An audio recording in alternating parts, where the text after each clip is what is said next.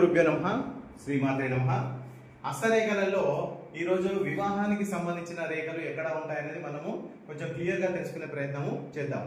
ఇది కనిష్ఠికం అంటే మన యొక్క చిటికెన వేలు. ఈ బుధునికి సంబంధించినటువంటి పర్వతము ఇక్కడ మనకి ఇలా ఒక లైన్ అనేది కనిపిస్తూ ఉంటుంది. సో దీన్ని మనము వివాహ రేఖగా తీసుకుంటాం. అయితే ఈ వివాహ రేఖ కొన్నిసార్లు ఇట్లా ఖండించినట్టుగా ఉంటుంది. సో ఇలాంటప్పుడు మనకు సంబంధాలు దగ్గరగా రావడము, మ్యారేజ్ జరుగుతుంది అనుకోవడము, ఆ సంబంధం ఏదో రకంగా మన నుంచి దూరంగా వెళ్ళిపోవడము, ఇట్లాంటి సందర్భాలు ఈ రేఖలు ఉన్నప్పుడు మనం చూస్తూ ఉంటాం. అయితే ఈ రేఖల పైన ఇట్లా చిన్న చిన్న రేఖలేమో మనకు సంతానానికి సంబంధించినటువంటి రేఖలు. అయితే ఇట్లా ఒక రేఖ వచ్చిన తర్వాత వీరికి ఎప్పుడైతే మ్యారేజ్ జరిగిన తర్వాత కూడా ఈ రేఖలు అనేవి మన యొక్క దాంపత్య జీవితాన్ని గురించి సూచిస్తాయి. అయితే ఎప్పుడైతే ఈ రేఖ ఇట్లా వచ్చిందో ఇక్కడ కింద ఒక పాయలాగా వస్తుంది.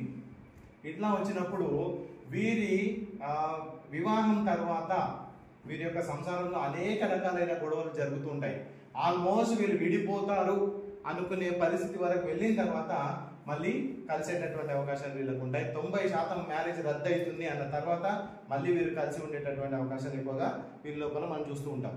అదే రకంగా ఇలాంటి ఒక రేఖ పైన ఇట్లాంటి ఒక పాయ కనుక వచ్చింది అనుకోండి, వీరు ఎట్టి పరిస్థితుల్లోనూ 99% విడిపోయే అవకాశాలే ఎక్కువగా చూస్తాం మనం. అయితే ఈ యొక్క వివాహానికి సంబంధించినటువంటి రేఖలు మనము రకరకాల చేతుల్లో రకరకాలుగా చూస్తూ ఉంటాము.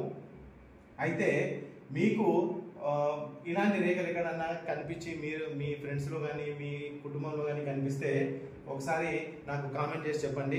మరియు మీ యొక్క హస్తరేఖల యొక్క ప్రెడిక్షన్ గురించి తెలుసుకోవాలి అనుకుంటే పైన కనిపించే నా నెంబర్కి మీరు మెసేజ్ చేయండి. ఇలాంటి మంచి మంచి విషయాలు తెలుసుకోవడానికి నా ఛానల్ని సబ్స్క్రైబ్ చేసుకోండి, లైక్ చేయండి మరియు షేర్ చేయండి.